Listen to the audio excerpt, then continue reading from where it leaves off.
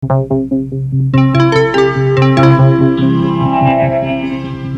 Aloud.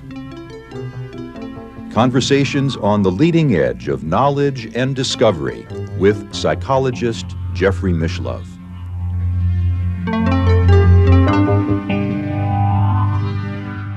Hello and welcome. I'm Jeffrey Mishlove. We're going to explore the concept of the group mind today.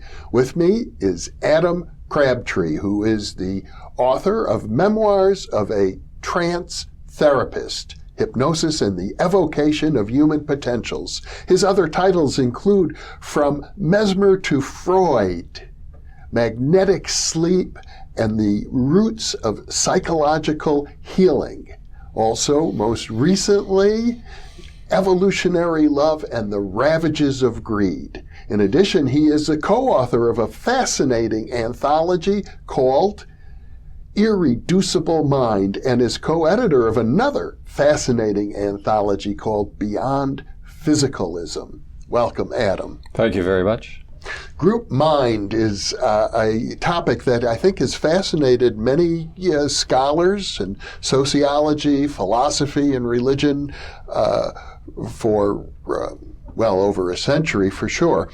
And some people think of it metaphorically. Some people take it quite literally. How do you view it?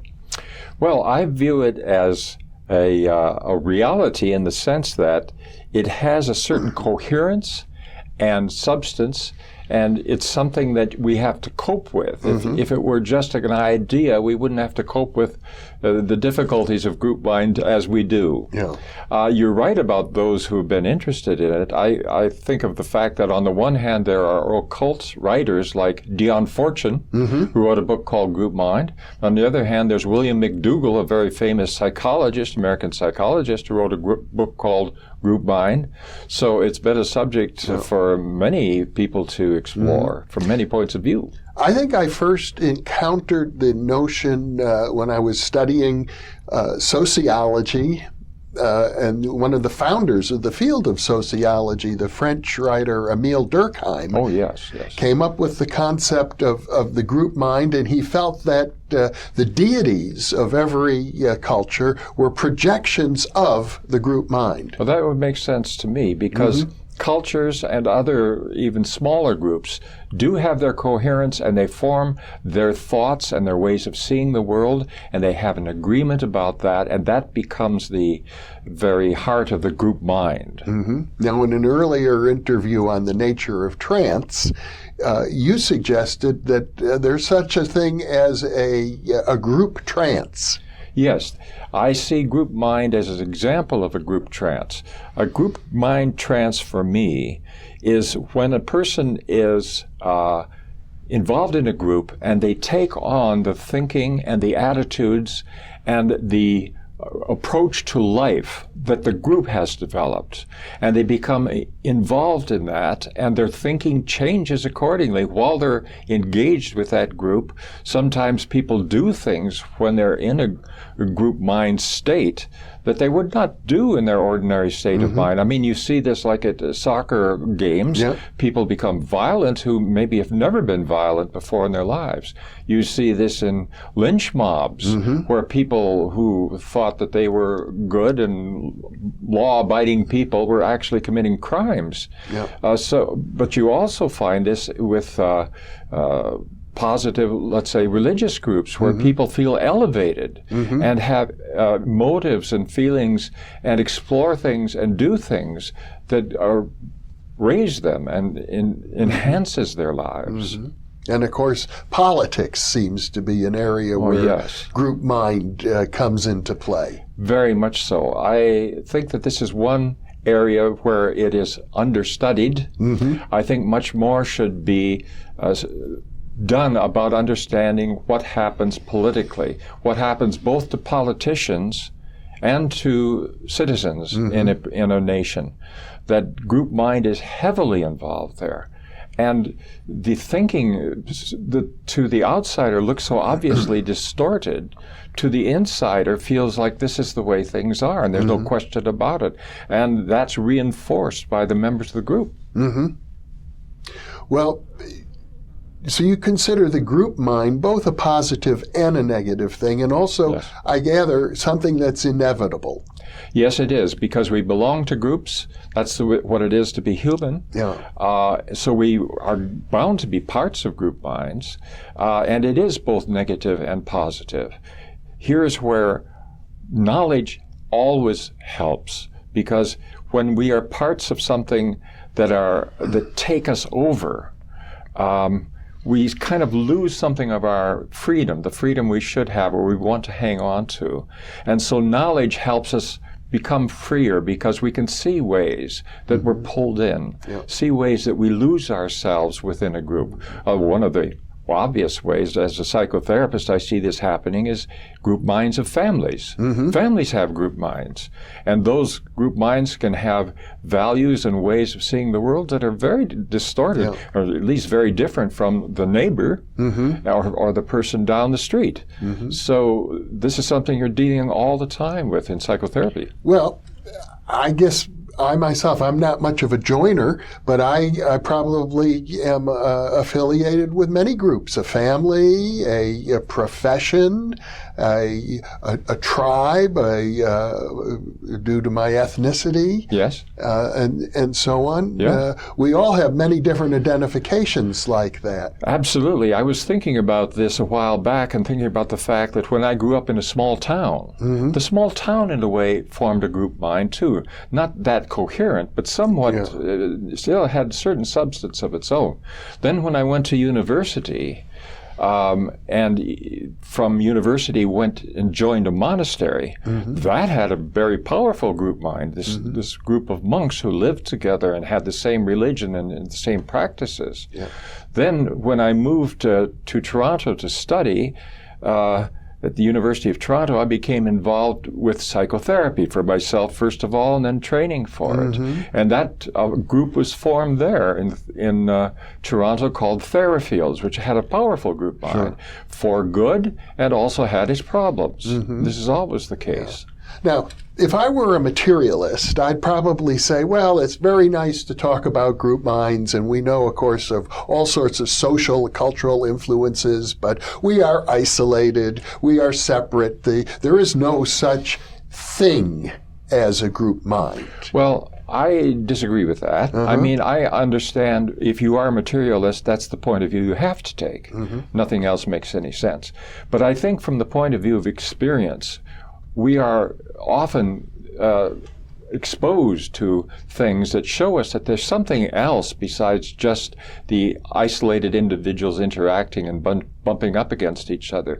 There's a certain coherence that happens that has a life that isn't reducible to the individuals or even the sum of those individuals. It seems to me, as soon as you acknowledge the possibility of telepathy, for example, the sharing of a consciousness between two minds, then the notion of an ontologically present and real group mind becomes reasonable. It does.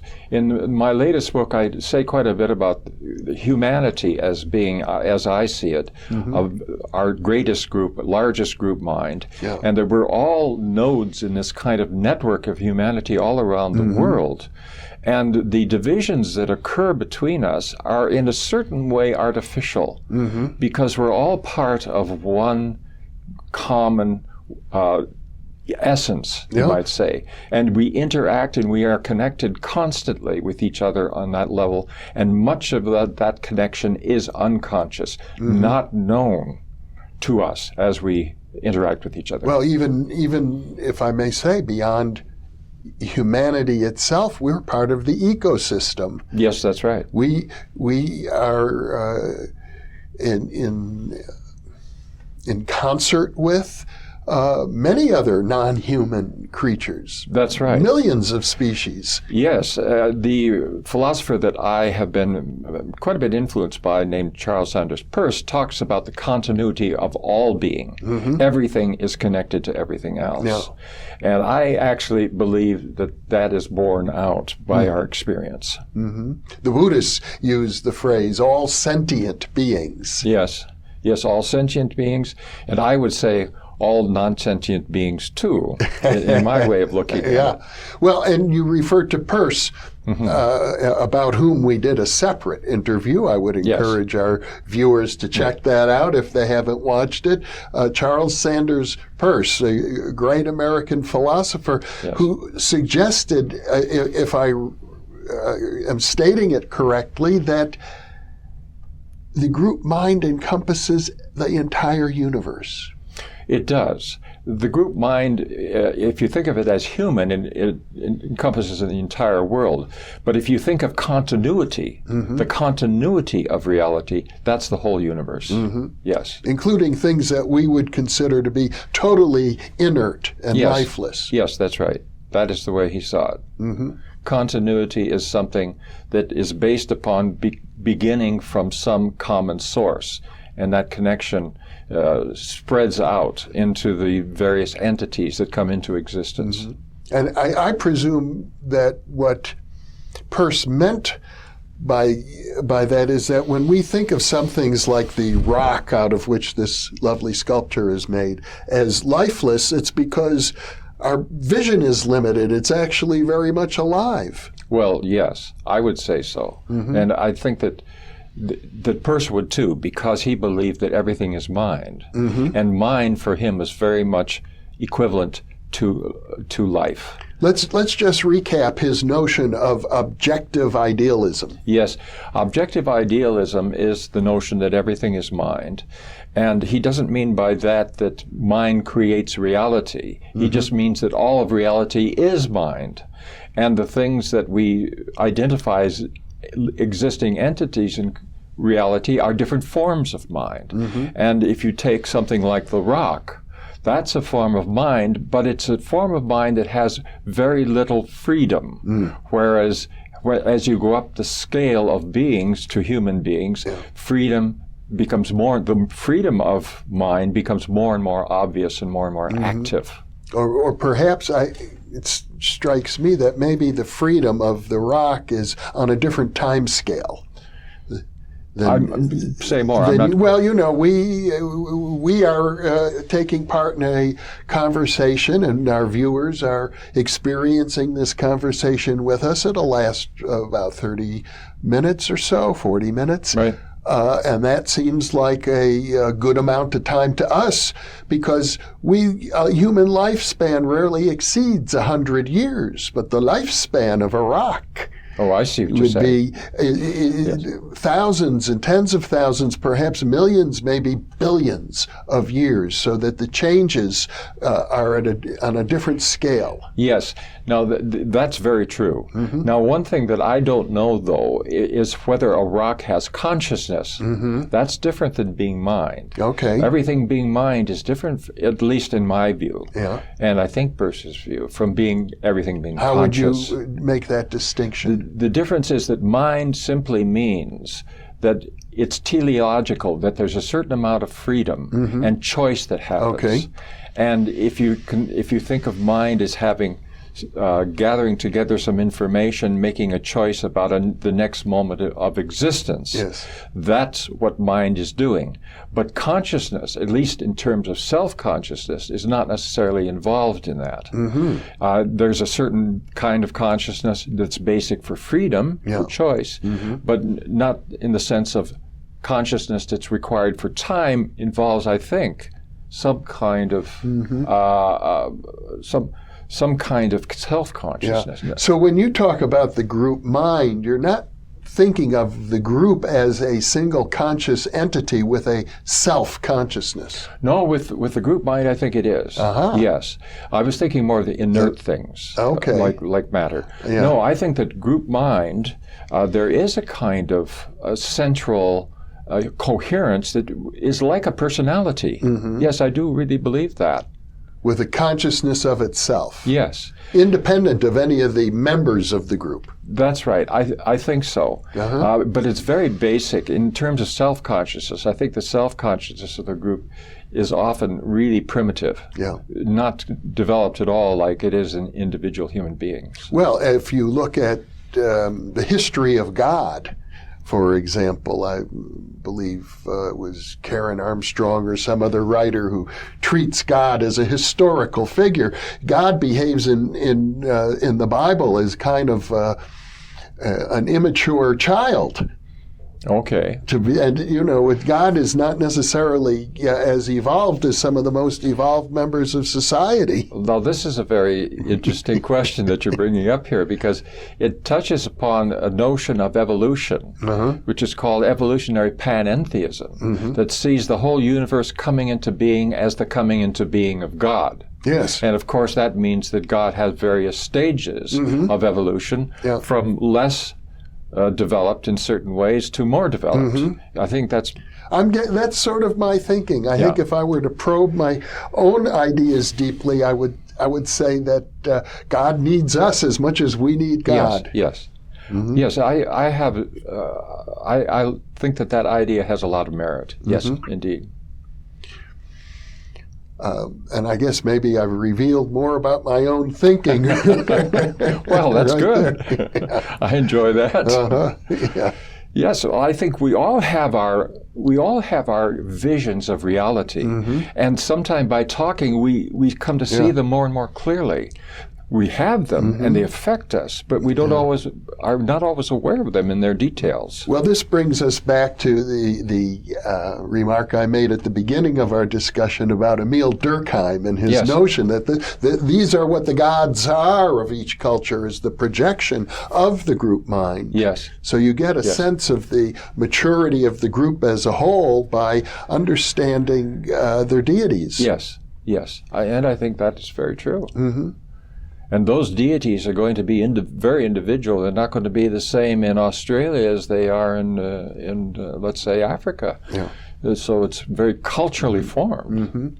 And then there's always the question, which to me as a parapsychologist is of great interest, is to what extent do these deities have an autonomous existence, independent of how we characterize them? Yes, well, that's a very interesting question, too. And, of course, the Theosophists talked about that question. Yeah. When they talked about thought form and thought forms being able to become individual entities, and that I believe that at least some of their writings imply that the gods are thought forms which have become concrete in a particular place. Well, you're reminding me of an essay I read by Carl Jung, the great Swiss psychiatrist, who back in the early 1930s noticed the dreams of his German patients were the imagery of the ancient Teutonic god of war, Wotan, kept coming in these dreams. And so he said, Wotan is rising in the consciousness of the people, and that means, he predicted, we're on the brink of war. Right, yes. Yes, he had a remarkable take on reality, Carl Jung. I think that we have yet to understand the depth of his understanding, of his view of reality, of his vision. Yeah. With the notion of the, Well, I suppose really you can draw a great deal on Jungian depth psychology to try to elucidate the features of a group mind. Well, you can, very definitely. With the notion of the collective unconscious, it has a place in understanding group mind. One of the things about the group mind as it develops in a culture is that it requires certain elements to move forward, to evolve. And one of them is what I would call trance keepers. That is, as a culture develops certain abilities, skills, and so forth, there are those who pass them on, the teachers, those who are forwarding those developments. And I think of them as trance keepers. That the trance of the group mind in a culture has people that preserve it and pass it on. And then we need trance-breakers also in cultures, because if you don't have people who begin questioning what the culture has done and been, and just keep it exactly as it was, it won't progress. It'll eventually die. So you need people who make you think again. wait a minute, what I've been accepting all this time, maybe it isn't true. And I think of trance-breakers like comedians in our culture. Comedians are trance-breakers. They make us say, well, rethink that matter, if you would, please. And there are other trance-breakers, too, people who are innovative in their understanding of the ways to help people, for instance. They have new ideas about how to move the culture forward. Well, what all of this suggests to me is that the concept of the group mind is very powerful. There's a great deal that we could do with it. Yes, absolutely. Adam Crabtree, this has been a marvelous discussion. I'm so glad to have had it with you. Well, I've enjoyed it very much. Thank you for being with me. You're certainly welcome. And thank you for being with us.